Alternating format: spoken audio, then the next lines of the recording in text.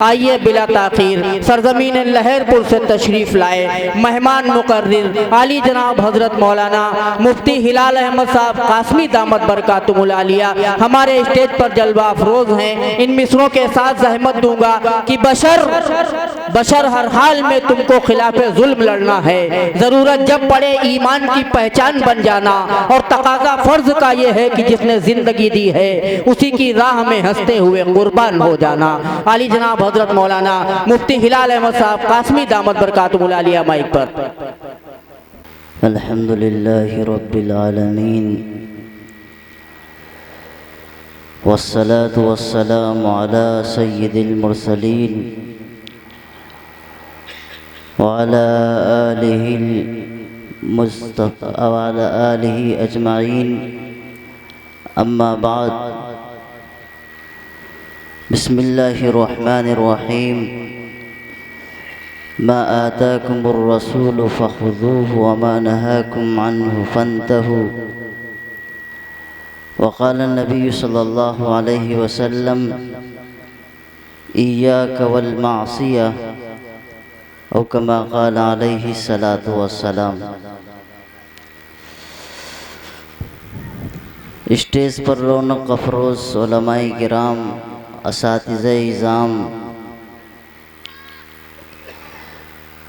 देर से आप हज़रात नाते पाक बयानात सब सारी चीज़ें सुन रहे हैं। थोड़ी सी मेरी दरख्वास्त है, फिर बात शुरू करूँगा। अगर आप लोग मुनासिब समझें थोड़ा सा आगे बढ़ जाएं। बात जगहें बिल्कुल खाली हैं, ऐसा लगता है जैसे हम लोग दुनिया का नक्शा देखते हैं तो बाद जगह हरा होता, बाद जगह सफ़ेद। इस तरह का नक्शा न बनाएं, ये जलसगाह है। बैठ जाएं, आगे बढ़ जाएं। सर्दी का मौसम है, आगे बढ़ेंगे। पीछे वाले मैं देख रहा हूँ कि बहुत देर से रोडों पर लोग घूम रहे हैं, इस तरह जैसे कोई मेला उला हो, और मेला लगा भी है। तो भाई मेरे, हम मेले वाले न बने। हम जिस जलसे के लिए और जिस दीन की मकसद के लिए हम आए हैं, कम से कम कुछ देर बैठ के कुछ बातें तो सुन लें। यहाँ बात दीन की हो रही है, इसलिए जो हजरात जहाँ भी हैं मेरी आवाज़ पहुँच रही है, चाय वालों से कहता हूँ, जो चाय पीने वाले हैं या जो रोड की नपाई और पैमाइश कर रहे हैं, सबसे दरख्वास्त है आ जाएं। अभी हमारे उस्ताद मोहतरम हज़रत मौलाना मुफ्ती अब्दुर्रहमान साहब तशरीफ़ लाने वाले हैं। इंतहाई रूह परवर बयान होगा। बहरहाल हमारे असातिज़ा यहाँ स्टेज पे तशरीफ़ फरमाए हैं। हज़रत मौलाना मसीहुद्दीन साहब, मौलाना अहमद हुसैन साहब भी हमारे उस्तादों में हैं। इन्हीं हजरात के बलबूते जो कुछ मैं बन पाया हूँ आपके सामने हूँ, और जो कुछ बात अर्ज़ करूँगा उम्मीद है और कोशिश करें और अल्लाह से दुआ करें कि अल्लाह मुझे भी और आप सबको अमल की तौफीक नसीब फरमाए। मेरे अज़ीज़ों, गुनाह किसको कहते हैं? आपसे पूछूं, गुनाह किसको कहते हैं? आप कहेंगे झूठ बोलना गुनाह, आप कहेंगे चोरी करना गुनाह, शराब पीना गुनाह। हदीस पाक मैंने जिक्र की है। इस हदीस का एक जुमला है, अल्लाह के नबी हज़रत मुहम्मदुर रसूलुल्लाह ने एक सहाबी को ये वसीयत फरमाई थी कि गुनाह से बचना। दूसरा टुकड़ा हदीस का ये है, हल्लल्लाहु सखता, जब इंसान गुनाह से बचता नहीं तो अल्लाह अपनी नाराज़गी को हलाल कर देता, यानी अल्लाह नाराज़ होता। गुनाह कहते किसको हैं? सवाल एक ये है, और दूसरा ये है कि हम गुनाह को गुनाह समझते ही नहीं। दो चीज़ें, एक ये है कि हम गुनाह को गुनाह समझते नहीं, और दूसरा ये है कि गुनाह कहते किसको हैं। तो आप बताते हैं शिर्क करना गुनाह है, आप बताएंगे कि झूठ बोलना गुनाह है, आप बताएंगे कि शराब पीना गुनाह है, ना महरम का देखना गुनाह है, गाली देना गुनाह है। बाबा ये तो गुनाह की किस्में हैं, गुनाह कहते किसको हूँ मैं ये पूछ रहा हूँ। ये तो गुनाह की किस्में हैं, गुनाह कहते किसको हैं? गुनाह कहते हैं अपने बड़ों की बात ना मानना। गुनाह किसको कहते हैं? अपने बड़ों की बात ना मानना। और अहले ईमान के लिए सबसे बड़ा कौन? अल्लाह। कौन? और अल्लाह की ज़ात, आपकी सिफात, उसके बाद सबसे बड़ा मकाम किसका? रसूलुल्लाह का। फस्अलू अहल ज़िक्र इन कुंतुम ला तालमून। नहीं मालूमात है तो अल्लाह वालों से, नहीं मालूमात है तो इल्म वालों से, उनसे जाकर के पूछो। अतीउल्लाह व अतीउर रसूल, अल्लाह की इताअत करो, रसूल सल्लल्लाहु अलैहि वसल्लम की इताअत करो, और व उलिल अम्रि मिनकुम, और जो लोग इस लायक हैं, जिनको अल्लाह ताला ने इस लायक बनाया है, उनकी इताअत करो। तो बात ये रही थी मेरी, मैं कह रहा था कि गुनाह किसको कहते हैं? गुनाह कहते हैं बड़ों की बात न मानना। और उसमें भी दो तरह, एक है बड़ों की बात न मानना, और दूसरा है एक आदमी बड़ों की बात तो मान रहा है लेकिन बड़ों के मंशा के मुताबिक नहीं कर रहा। दो चीजें, एक है बड़ों की बात मानना, उसे भी नाफरमान कहते हैं, और एक है कि बड़ों की बात तो मान रहा है लेकिन बड़ों के मंशा के मुताबिक नहीं मान रहा है, उसे भी नाफरमान कहते हैं। बात समझ गए कि नहीं? तो अल्लाह और अल्लाह के रसूल सल्लल्लाहु अलैहि वसल्लम की बात को ना मानना एक, फिर अल्लाह और उसके रसूल सल्लल्लाहु अलैहि वसल्लम की बात को उनके मंशा के मुताबिक ना मानना दो। दोनों चीजों को नाफरमानी कहा जाता है, दोनों चीजों को गुनाह कहा जाता है। हजरत नबी करीम सल्लल्लाहु अलैहि वसल्लम ने हजरत अब्दुल्ला बिन अब्बास रज़ियल्लाहु ताला अन्हु को 5 गुनाह के बारे में बताया था। मैं इंशाअल्लाह इसी पर थोड़ी बहुत बात कर लूँगा। 5 गुनाह के बारे में बताया था। अब्दुल्ला बिन अब्बास रज़ियल्लाहु ताला अन्हु कौन है? आपके चचा हजरत अब्बास रज़ियल्लाहु ताला अन्हु के साहबजादे हैं। अब्दुल्ला बिन अब्बास रज़ियल्लाहु ताला अन्हु जब आप सल्लल्लाहु अलैहि वसल्लम मक्के से मदीना की तरफ हिजरत कर रहे थे, उससे 3-4 साल पहले आपकी पैदाइश हुई।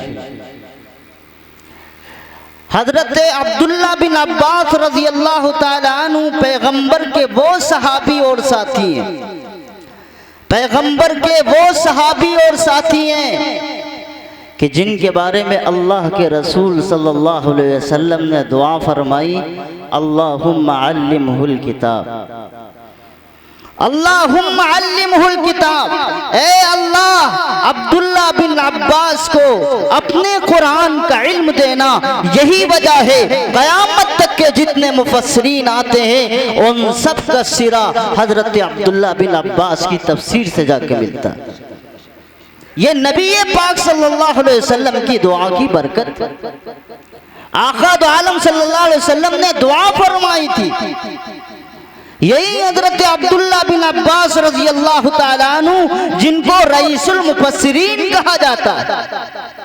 और दूसरी दुआ फरमाई थी, अल्लाहुम्मा फ़क़्क़िह फ़िद्दीन, ऐ अल्लाह इसको दीन की समझ अता फरमा, दीन का फ़क़ीह बना, दीन को जानने वाला और दीन का इल्म रखने वाला बना। मेरे अज़ीज़ों, उम्मत में हज़रत अब्दुल्ला बिन अब्बास रज़ियल्लाहु ताला अन्हु जैसा न कोई मुफस्सिर है न कोई फ़क़ीह है। वो अब्दुल्ला बिन अब्बास रज़ियल्लाहु ताला अन्हु जो 70 और 71 साल की उम्र में दुनिया से गए हैं, जब आपका जनाजा कब्र में उतारा जा रहा था तो गैब से आवाज आ रही थी, फदखुली फी इबादी वदखुली जन्नती या अय्यतुहन नफ्सुल मुतमइन्ना।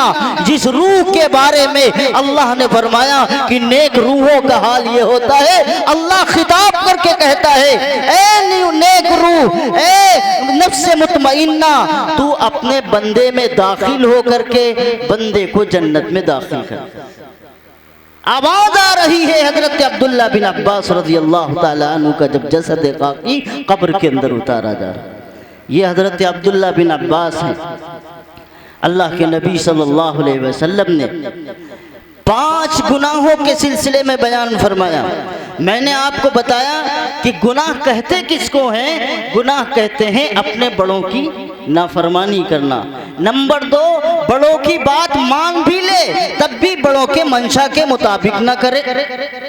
जैसे मिसाल के तौर पर एक आदमी नमाज तो पढ़ता है लेकिन खिलाफे सुन्नत, एक आदमी अजान तो देता है लेकिन सुन्नत का एहतमाम नहीं करता, एक आदमी तिजारत तो करता है लेकिन हलाल और हराम की तमीज नहीं करता।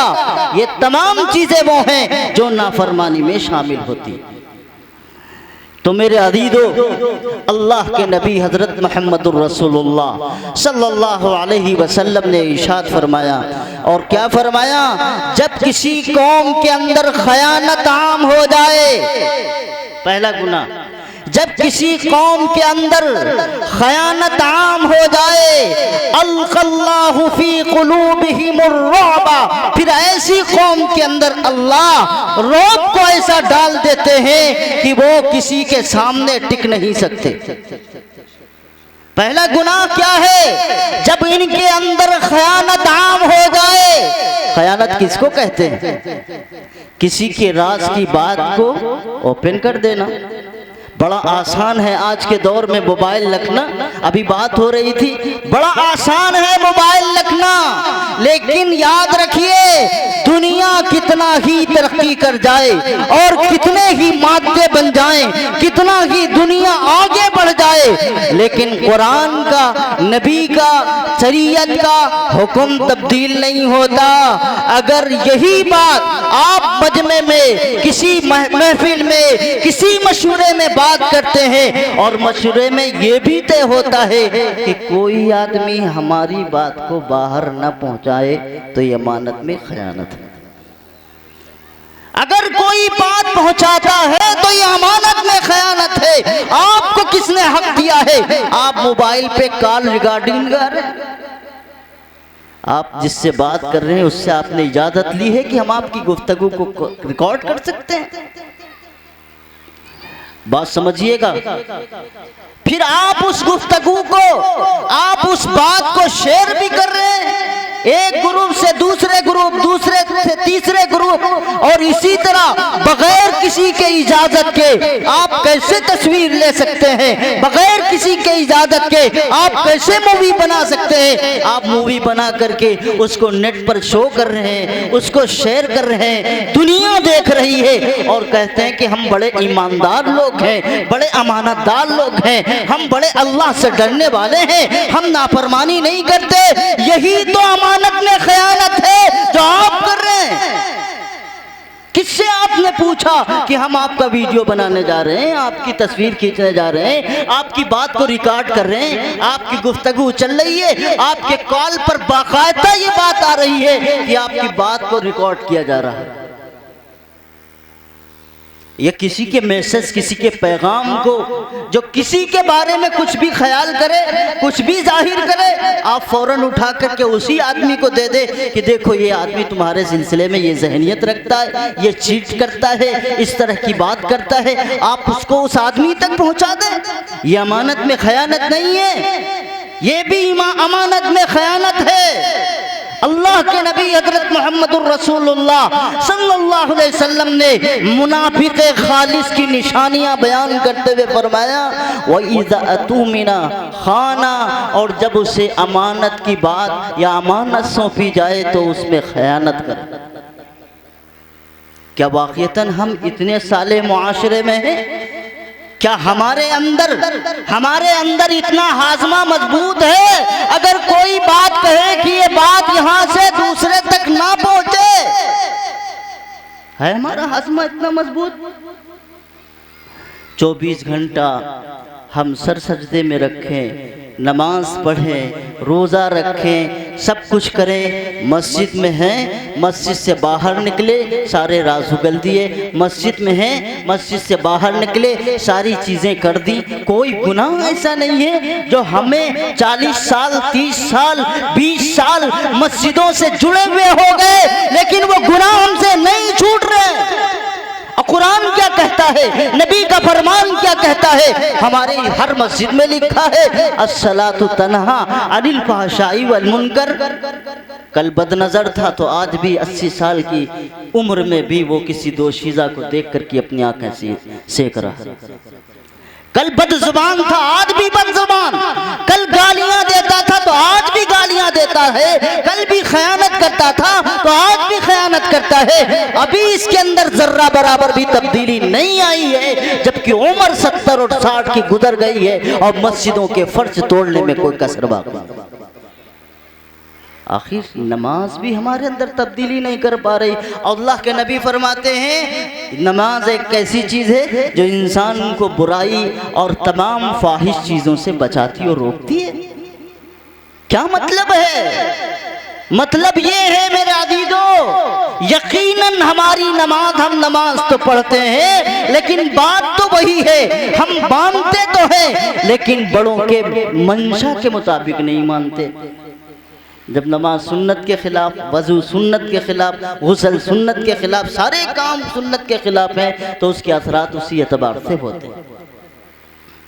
अल्लाह के नबी ने क्या फरमाया, जब अमानत में आम हो जाए किसी कौम में, अमानत में खयानत आम हो जाए तो अल्लाह के नबी फरमाते हैं फिर उस कौम के दिलों के अंदर रौब आता है। यहाँ एक मतलून पहना हुआ, एक डंडा हिलाता हुआ, एक पुलिस का आदमी आ जाए, मुसलमान बहादुर मैदानों में नहीं दिखते,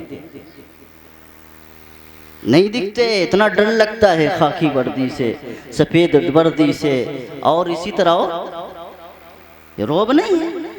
हमारे दिलों के अंदर ये हालत नहीं है। कितना डर रहे हैं, दुनिया डरा रही है, हम कांप रहे हैं, थर्रा रहे हैं। अहले ईमान का हाल तो ये है जिसके दिल में ईमान हो, खौफ हो ही नहीं सकता। या तो ईमान होगा या खौफ, या तो ईमान होगा या खौफ होगा। डरने वाली कौमें दूसरी हैं। जो अल्लाह से डरता है वो किसी से नहीं डरता, जो अल्लाह से डरता है कोई चीज उसको नहीं डरा सकती। हमारा हाल तो ये है कि अगर जरा सी हवा तेज चले तो हमारे जहन बदल जाते हैं। हमारा हाल तो ये है जरा से मसाइल आ जाए हमारे जहन बदल जाते हैं। अब क्या होगा, तब क्या होगा, कल को क्या होगा, बाहर मत निकलना ये क्या होगा, अंदर मत जाना मत क्या होगा। और सुनो, अगर तुम्हारे दिल में ईमान है तो अपने दिल के अंदर ये नक्श करके जाना, अल्लाह जो चाहेगा वो होगा। जान रहेगी तो अल्लाह चाहेगा तो रहेगी, और अल्लाह नहीं चाहेगा तो नहीं रहेगी। जान तो बिस्तर पे भी आनी है, वक्त पड़ा तो बिस्तर के बजाय रोड पे भी आनी है। जान आएगी तो कभी खेत में भी आ सकती है, खलियानों में भी आ सकती है, अस्पतालों में भी आ सकती है। जब उसका वक्त होगा दुनिया का कोई माई का लाल उस मौत को रोक नहीं सकता। ये रोक क्यों आया? अल्लाह के नबी ने कहा जब कौम अमानत में खयानत करने लगेगी, जरा अपना तज्जिया करें, टटोले अपने आप को। आज हर मुसलमान बुज़दिल बना हुआ है, बुज़दिली की चादर उसके ऊपर आ चुकी है। जो जुर्रत और जो शुजाअत और जो बहादुरी की दास्तानें हम और आप गुनाते हैं अपने बड़ों की, उनका नाम लेना बंद करें, बंद करें उनका नाम लेना। हम तो बुज़दिलों में हैं, हमारे सरों पर बुज़दिली आ चुकी है, हम तो डरते हैं उन तमाम सारी चीज़ों से। और भाई मेरे, दुनिया डराने पे आती है, बहुत डराती है, लेकिन अल्लाह के बंदे और जियाले जिनके कपड़े भी दुरुस्त नहीं हैं, जिनकी सही दस्तार भी नहीं है, जिनके पैर में जूते हैं तो कभी हैं भी नहीं, जिनके पास सही सालिम रहने को मकान नहीं है, खाने को खाना नहीं है, लेकिन वो अल्लाह से डरे, उन्होंने अमानत का पूरा हक अदा किया। फिर दुनिया ने देखा 57 के 57 मुल्क उनके कदमों में झुके और सलाम किया। और मैं आपको बताता हूं वो कोई और नहीं, वो हम जैसे अहले ईमान थे। जिनमें अमानत में खयानत नहीं थी। दुनिया चिल्लाती रही, फलां को हवाले कर दो, फलां को हवाले कर दो, तुम्हारे यहाँ हम नहीं आएंगे, हम ये फौज लेके नहीं आएंगे, तुम्हारी पहाड़ों पर हम इस तरह के बम नहीं डालेंगे। उन्होंने कहा हम नहीं कर सकते, ये मेहमान हमारी अमानत है, हम इस अमानत में खयानत नहीं कर सकते। तख्त जाए तो जाए, हुकूमत जाए तो जाए, कुर्सी जाए तो जाए, लाशें गिरे तो जाए, सब लाशें गिर जाए, बच्चे यतीम करना पड़े तो करे।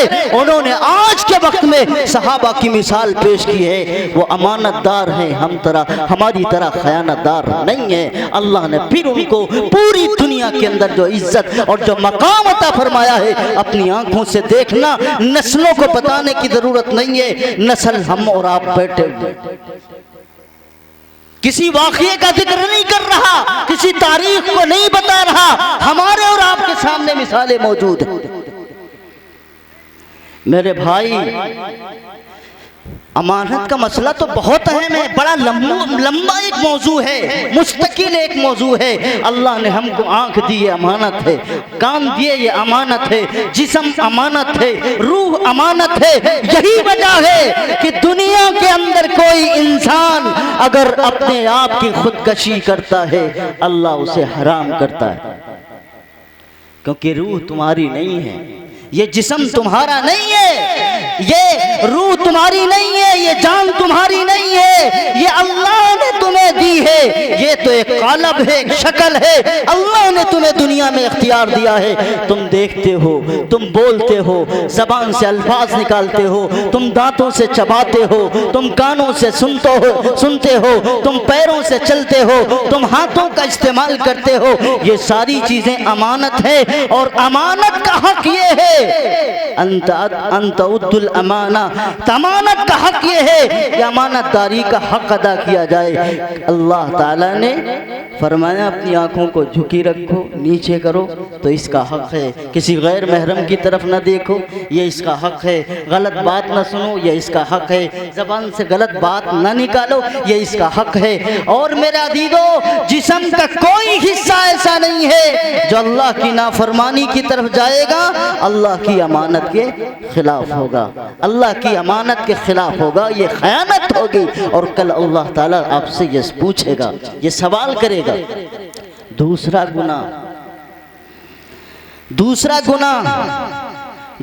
गुनाह है जब किसी कौम में जिना आम हो जाए। बात समझिएगा मेरी, जब किसी कौम में जिना आम हो जाए, ये मैं नहीं कहता, अल्लाह के रसूल सल्लल्लाहु अलैहि वसल्लम फरमाते हैं, मैं नहीं कहता, अल्लाह के नबी फरमाते हैं। अल्लाह के नबी ने इरशाद फरमाया, जब किसी कौम में जिना आम हो जाए, तो अल्लाह के नबी फरमाते हैं फिर उस कौम पर अल्लाह ताला मौत की कसरत कर देता है। क्या करता है अल्लाह ताला? क्या करता है? मौत की कसरत कर देता है। अक्सर फीहिमुल मौत, अल्लाह ताला ऐसी कौम को मौत की कसरत देता है। आज पता चला गांव का एक जनाजा उठा तो दूसरी तरफ देखा दूसरे का जनाजा उठा। कोई अटैक में जा रहा है, कोई ब्लड प्रेशर में मर रहा है, कोई शुगर में मर रहा है, कोई किसी बीमारी में मर रहा है, किसी को बुखार आया, अभी तो ठीक था और 2 मिनट नहीं गुजरे कि वो चला गया। एक कुत्ता है, एक मिट्टी देता है, पड़ोस में दूसरे गांव में मिट्टी हो रही है, तीसरे गांव में मिट्टी हो रही है। एक रिश्तेदार की मिट्टी के हाथ धोए नहीं, दूसरे रिश्तेदार का जनाजा तैयार है। अल्लाह के नबी ने फरमाया उस कौम के अंदर फिर मौत की कसरत होगी।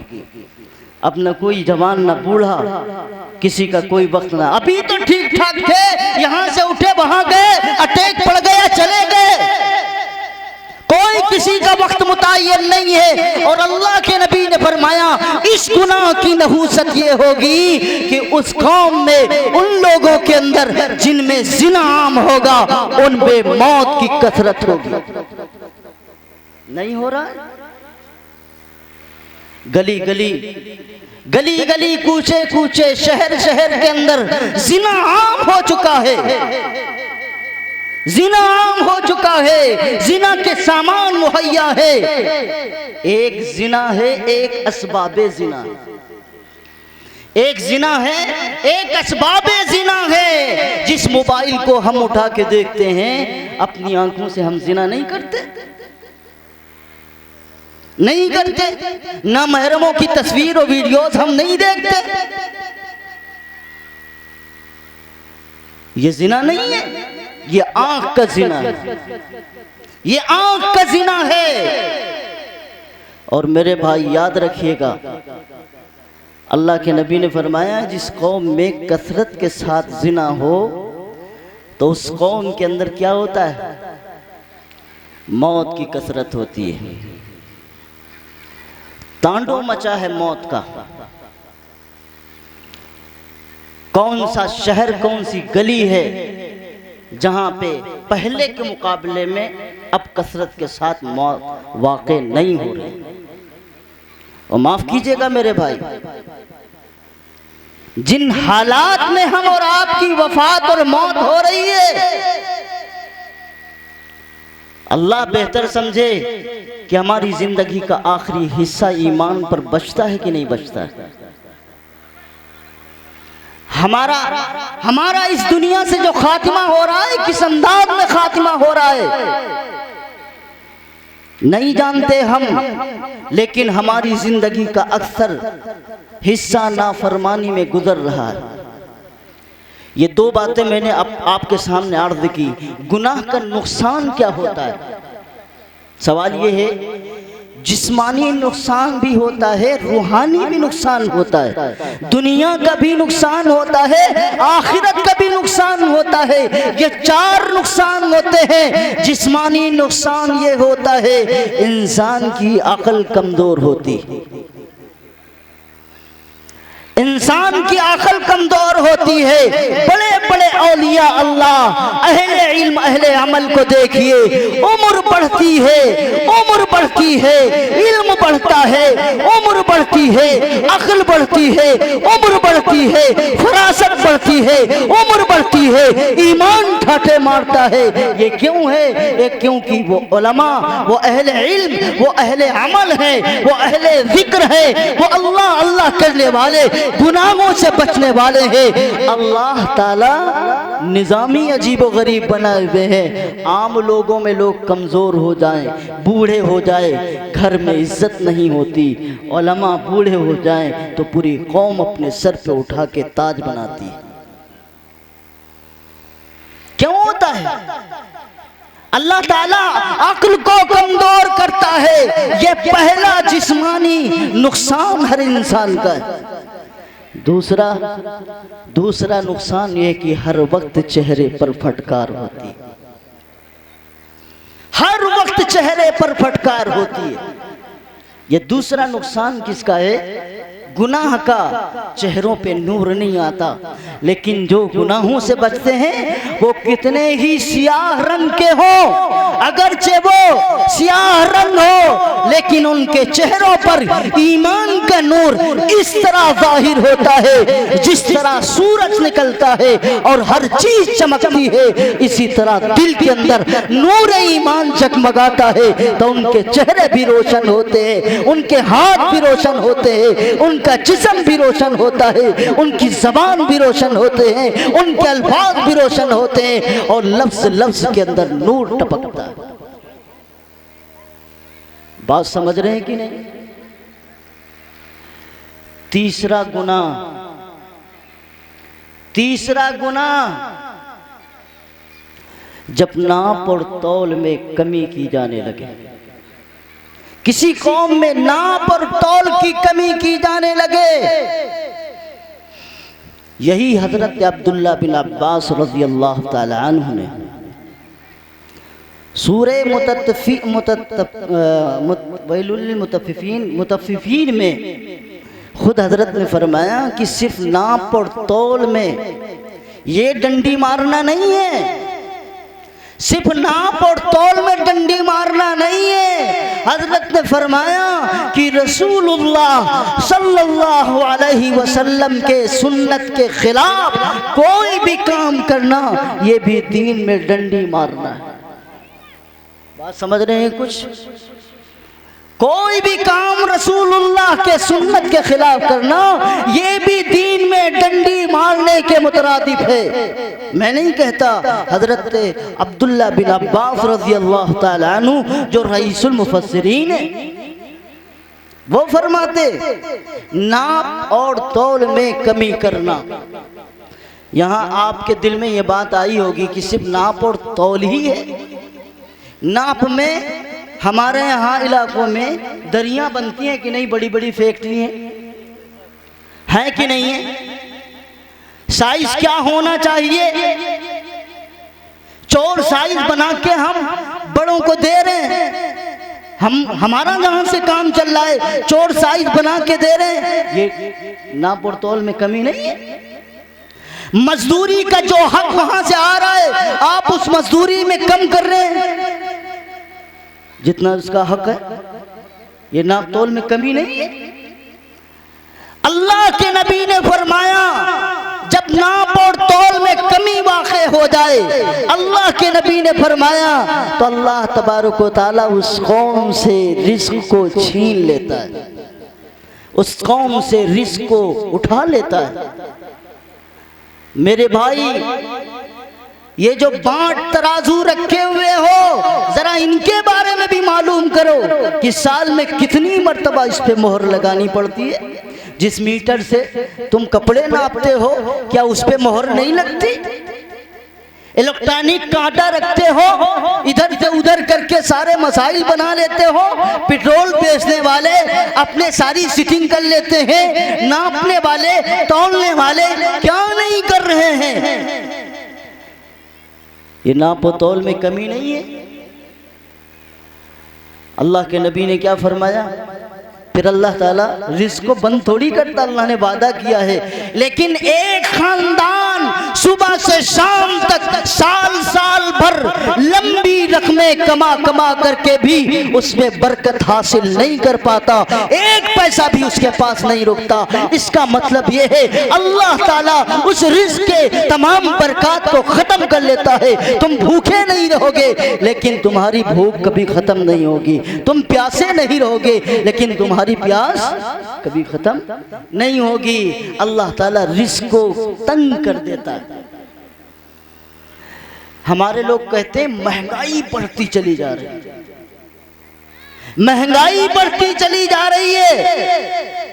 महंगाई बढ़ने का सबसे अहम मामला यही है। रसूलुल्लाह सल्लल्लाहु अलैहि वसल्लम ने और दीगर जगहों पे ये बात लिखी हुई है कि जब लोग नाप और तौल में कमी करते हैं तो अल्लाह ताला रिज़्क़ को तंग कर देते हैं, तिजारत को तंग कर देते हैं। आज यही तो हमारी सूरत हाल है। अभी दो चीज़ें बाकी हैं, वो बात में कभी ज़िंदगी रही तो इंशाअल्लाह बयान कर दूंगा। बात यहीं तक ख़त्म करना है। तो दुनिया का नुकसान तो हमने आपने देख लिया, जिस्मानी नुकसान भी देख लिया, और बचा आखिरत का नुकसान। आखिरत का नुकसान क्या है? कोई गुनाह ऐसा नहीं है। हमारे हजरत मौलाना अफजालुर रहमान साहब दामत बरकातहुम और हजरत मही सुन्ना रहमतुल्लाह अलैह को हमने अपनी आंखों से देखा है, कई बार मुलाकात भी की है, उसका शर्फ भी हासिल है, सोहबत में भी बैठे हैं। हजरत फरमाते थे करने को तो अल्लाह सारे गुनाह माफ कर सकता है, लेकिन एक छोटा गुनाह भी अगर पकड़ने पर अल्लाह आ जाए और हिसाब लेने पर आ जाए तो एक छोटा गुनाह भी हमें जहन्नम में ले जाने के लिए काफी। हजरत क्या फरमाते थे? एक चिंगारी पूरे गांव को जला सकती है, एक चिंगारी पूरे गांव को जला सकती है। हम तो कह देते हैं ये छोटा ही गुनाह तो है, हम तो कहते हैं छोटा ही गुनाह तो है। एक छोटा गुनाह हमें जहन्नम पहुंचा सकता है। कोई मुसलमान ये समझे कि हम जन्नत के ठेकेदार हैं, 2 रुपए में, 10 रुपए में, 50 रुपए में, 500 रुपए में, 1000 2000 में। सेठ साहब कहे नहीं हम 70,000 दे देंगे, हम 1.5 लाख मस्जिद में दे देंगे, 5 लाख दे देंगे। जन्नत हमारे बाप की है, तुम्हारे बाप की जन्नत नहीं है। जन्नत की चाबी तो अल्लाह के हाथ में है, जब जिसे चाहेगा उसे देगा। जो गुनाह करके आए हो, अल्लाह का इंसाफ तो ये है कि जो गुनाह करे, जो मुजरिम बने तो वो सजा भुगते। क्यों दुनिया में ये कानून नहीं है? नहीं है कानून। तुम्हारा बच्चा गलती करे तुम माँ सजा नहीं देती, तुम सजा नहीं देते, अल्लाह सजा क्यों नहीं देगा? अल्लाह जिस तरह शदीदुल इक़ाब है, सजाओं को सख्त करने वाला है, यकीनन अल्लाह की रहमत बड़ी आली है, यकीनन अल्लाह की शान बड़ी आली है, अल्लाह की रहमत बहुत आली है। लेकिन इसका मतलब ये नहीं है अल्लाह की रहमत का तो हमें सहारा हो, लेकिन उस सहारे के नतीजे में हम गुनाह पर गुनाह करते जाए तो आखिरत का नुकसान यही है कि जहन्नम में जलाए जाएंगे। जब तक अल्लाह ताला रखे, जब तक हमारे गुनाह का सिलसिला और जब तक उसकी सजा अल्लाह रखना चाहे। ऐसा नहीं है कि हमने कलमा पढ़ लिया तो जहन्नम हमारे लिए नहीं है, सिर्फ काफिरों के लिए है। हमारे उनके में फर्क ये है कि वो हमेशा हमें जहन्नम में रहेंगे, लेकिन हमारा हाल ये होगा कि हमने अगर गुनाह किया है तो जहन्नम में उसकी सजा भुगतनी पड़े। दुनिया की आग बर्दाश्त नहीं होती, दुनिया की आग बर्दाश्त नहीं होती, यहाँ का डंक बर्दाश्त नहीं होता, सांप का जहर बर्दाश्त नहीं होता। जिस जहन्नम की बात करते हो वो जहन्नम का हाल तो अजीबो गरीब है। कुरान ने ऐसे अंदाज पे लिखा है कि अगर इंसान एक बार तसव्वुर कर ले तो पूरी जिंदगी उसे नींद नहीं आ सकती। इसलिए मेरे अजीजों, मेरे भाइयों, तो गुनाह के ये नुकसानात मैं आपको बता रहा हूँ। अल्लाह के नबी ने जो चीज़ें फरमाई हैं, यकीनन ये सारी चीज़ें हमारे समाज में हैं, हम इसका इकरार करते हैं, है कि नहीं है? हम कोई दूध के धुले नहीं हैं, हमारे अंदर ये चीजें। यही वजह है कि हमारे दिलों पर लोगों का रौब पहुंच चुका है, काफिरों का रौब है, दुश्मनों का रौब है। वो लोग जो अल्लाह को मानने वाले नहीं हैं, हमारे दिलों पर रौब हो चुका है, हमारे दिल कमजोर हो चुके हैं। रौब में हम कपाते हैं, हम थर्राते हैं, हमारे हाथों के अंदर कपकपाहट आती है, हम किसी के सामने बोल नहीं सकते, एक लफ्ज नहीं बोल सकते। लेकिन मेरे भाई, अल्लाह का ईमान और यकीन हमारे दिल के अंदर होता है जब हम अमानत के साथ अमानत की हकदारी का पासदारी करते हैं और उसकी हिफाजत करते हैं, तो अल्लाह तबारक व तआला रौब को खत्म करके उस दिल के अंदर बहादुरी रखता है। कुरान ने ऐसे लोगों के बारे में तो फरमाया, ला खौफुन अलैहिम वला हुम यहज़नून। होने को तो बड़े मस्ताने होते हैं, जिनके पास खुद का घर नहीं होता, बिस्तर खुद का नहीं होता, आज यहाँ है तो कल वहाँ है, कल वहाँ है तो परसों वहाँ है, जिनके खाने का कोई इंतजाम नहीं, जिनके पास शाही महल नहीं, जिनके पास फौज नहीं, जिनके पास कुव्वत नहीं, जिनके पास हुकूमत नहीं, जिनके पास तख्त व ताज नहीं। ला खौफुन अलैहिम वला हुम यहज़नून। वक्त का सुपर पावर हो, वक्त का ताकतवर हो, वक्त का फिरौन हो, वक्त का कितना बड़ा ही कुव्वत वाला हो, कहते हैं हमें न तुमसे डर है न खौफ है। हम खौफ किस लिए करें? अल्लाह जब हमको देखता है, अल्लाह को हम देखते हैं। जब हम अल्लाह के हैं तो हमें खौफ किस बात का है, हमें गम किस बात का है? तुम ज्यादा से ज्यादा कत्ल कर दोगे, मार दोगे। हम तो चाहते ही हैं कि हम अपने आका, अपने मौला अल्लाह के पास जल्द जल्द पहुंचे और उसकी ज़ियारत से मुशर्रफ। वही मुजद्दिद अल-फसानी जिनके हाथों में हथकड़ियाँ पड़ी हैं, पैरों में बेड़ियाँ पड़ी हैं, दरबार में खींच के लेके गए, ये तुम्हारे खिलाफ बोलता है, ये तुम्हारे खिलाफ बोलता है। छोटा सा दरवाजा, छोटा सा दरवाज़ा। हजरत ने कहा, अरे मैं अल्लाह के अलावा किसी के सामने सर झुकाता नहीं हूँ, इसके दरबार में जाऊंगा सर झुकाने के लिए, सर झुका के अंदर दाखिल करूंगा। आगे पहले पैर किया, फिर सर। क्या किया? पहले पैर फिर सर। फिर दरबारी करने लगे, कहने कितना बड़ा गुस्ताख आदमी है, सर को आगे नहीं कर रहा, पैर को आगे कर रहा है। कहने लगे, ओ भाई, ये सर अल्लाह के सामने झुक सकता है, किसी और के सामने झुक नहीं सकता। तेरा दरबार कितना बड़ा आली हो, कितना मकाम वाला हो, मैं तो वो हूँ, ला खौफुन अलैहिम वला हुम यहज़नून, ला खौफुन अलैहिम वला हुम यहज़नून। बेड़ियों में बंधे हैं, पैरों में हथकड़ी, हाथों में हथकड़ियां, पैरों में बेड़ियां हैं। दरबार में पेश किया गया। तलवार दिखाने वाले तलवार दिखा रहे हैं, फौज दिखाने वाले फौज दिखा रहे हैं। सारी कुव्वत इकट्ठा हुई है और 1 मिनट के लिए अल्लाह का बंदा टस से मस नहीं हुआ। क्यों? बादशाह ने हुकूमत में, बादशाह ने ऐलान कर दिया था पूरे मुल्क के अंदर अकबर का ज़माना है और अकबर ने दीन इलाही एक अलग सा दीन बनाया था। अकबर का दीन ख़त्म, अकबर का नाम ख़त्म। मुजद्दिद अल्फ़सानी आज भी सबके दिलों के अंदर जिंदा है और क़यामत तक इंशाअल्लाह जिंदा रहेंगे। अकबर के सामने खड़े हुए हैं, तेरा दीन नहीं मानता, तू झूठा है, तेरा दीन नहीं मानता। ये शमशीरों से डरने वाले लोग नहीं थे, इनके दिलों के अंदर ईमान की वो अल्लाह ने तवानाई भर रखी थी कि दुनिया की कोई ताकत इन ईमान को खरीद नहीं सकती। ला खौफुन अलैहिम वला हुम यहज़नून। कितने बड़े अल्लाह के वली, आपको क्या पता। यहाँ तो नीले पीले काले नीले कपड़े पहन करके कोई निकल ले और 2-4 तार तस्बीहात डाल ले तो हम समझते हैं अल्लाह का वली है। अल्लाह का वली वो है जो रसूलुल्लाह के सुन्नत के मुताबिक ज़िंदगी गुजारता है, उसके ऊपर खौफ होता है तो सिर्फ अल्लाह का, वो सुन्नत का आदी होता है। इसलिए मेरे भाई, अल्लाह के नबी हज़रत मुहम्मदुर रसूलुल्लाह सल्लल्लाहु अलैहि वसल्लम ने जिन गुनाहों के बारे में बयान फरमाया है, अल्लाह से दुआ करें कि इलाहुल आलमीन हमारे समाज से ये गुनाह ख़त्म कर दे, हम लोग गुनाह से तौबा करें। वरना जो हालात हमारे सामने हैं, रसूलुल्लाह ने 1400 साल पहले इसकी पेशीन गोई कर दी थी। आज मिनवान वही सारी चीज़ें आ रही हैं। अल्लाह मुझे भी आप सबको अमल की तौफीक नसीब फरमा दे कि मोहम्मद से वफ़ा तूने तो हम तेरे हैं, ये जहाँ चीज़ है क्या लौह कलम तेरे हैं। आमीन व आखिर दावाना अल्हम्दुलिल्लाहि रब्बिल आलमीन। माशाअल्लाह।